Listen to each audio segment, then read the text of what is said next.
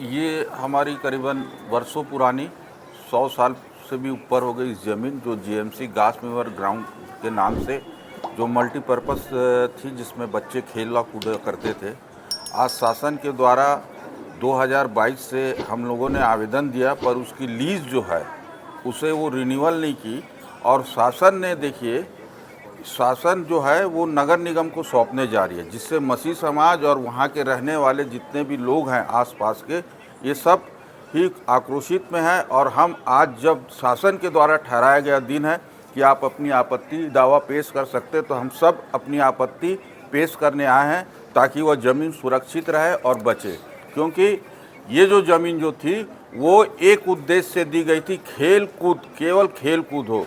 लेकिन हमारे कुछ लोगों ने, हमारे समाज के लोगों ने भी उसका व्यवसायीकरण किया, जो बहुत दुख की बात है कि उसका व्यवसायीकरण करके शासन के नज़र में उस ज़मीन को लाए, जिससे ये आज हम लोगों को बहुत पीड़ा हो रही है। इसलिए हम अपनी आपत्ति दर्ज कराने यहाँ आए हैं। एक काला रिबन बंधा हुआ है, जिसको लोग समझते हैं ये विरोध का रिबन है, परंतु सच में तो अगर देखा जाए तो ईसाई समाज आज ये रिबन रक्षाबंधन के रूप में मना रहा है।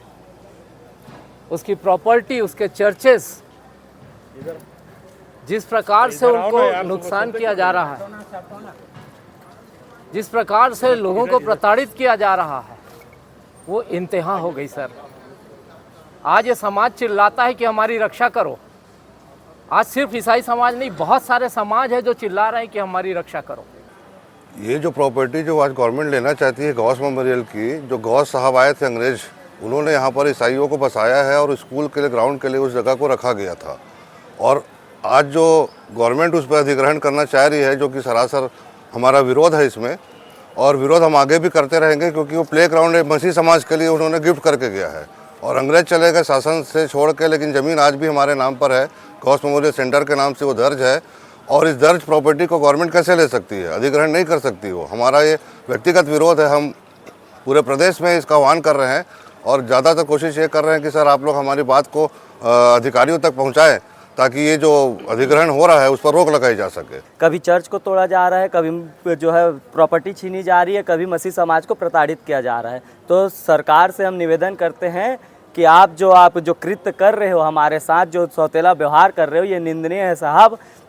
आपको शांति प्रेम से शासन चलाना चाहिए। आप किसी भी पर्टिकुलर एक समाज को जो है कि प्रताड़ित करने का काम बंद कीजिए, आपसे विनम्र निवेदन करते हैं। सबसे पहली बात जो है हमारी कि छत्तीसगढ़ सरकार जो है ईसाइयों के पीछे इतना ज़ोर शोर से क्यों पड़ी है, और वो ईसाइयों को इस तरह से प्रताड़ित करके क्या साबित करना चाहती है।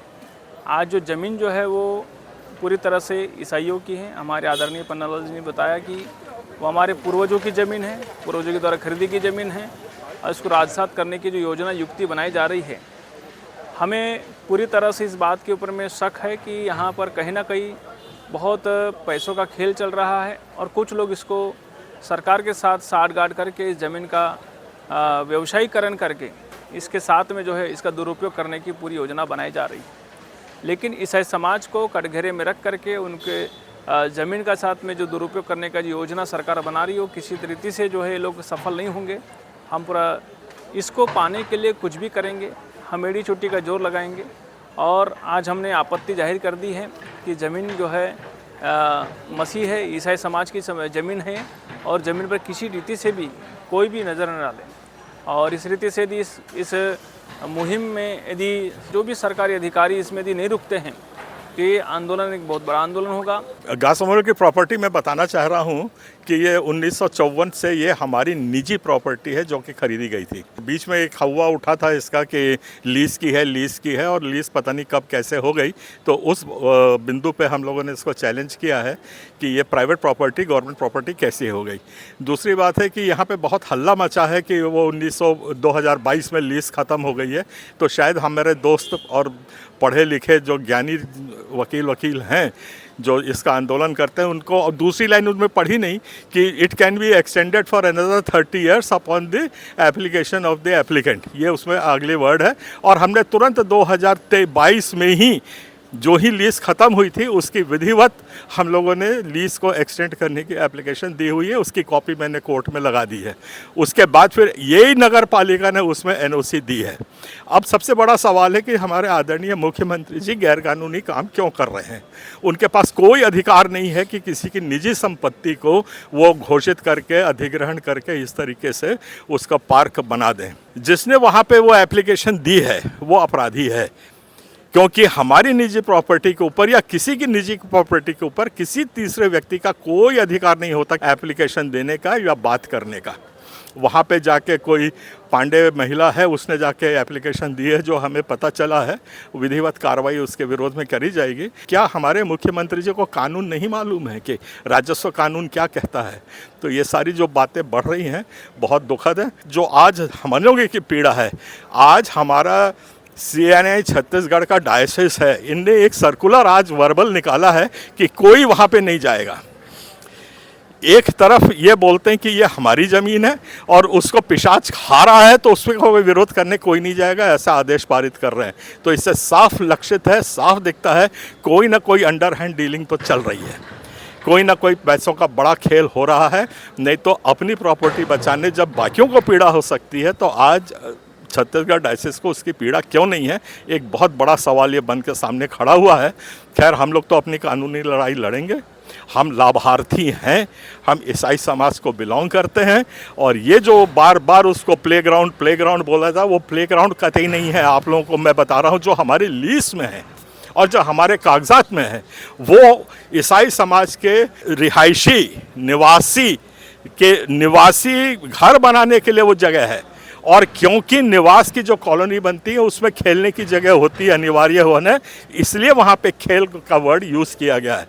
तो बाकी निवास को छोड़ दिया और खेल को पकड़ लिया है आप लोगों ने। ये बहुत दयनीय है और इसकी हम कड़ी भर्त्सना करते हैं।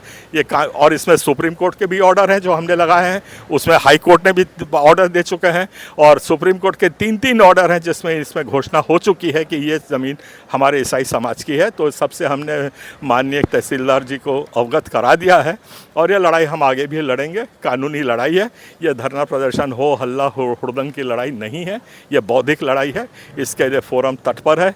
CNI के भी जो लोग जो दर्द रखते हैं वो ज़रूर सामने आएंगे। और एक कहावत हमारे बड़े पुरानी पढ़ी हुई है कि जब पिशाच होता है ना, पिशाच की एक प्रवृत्ति होती है कि वो अपने ही बच्चों को खा जाता है।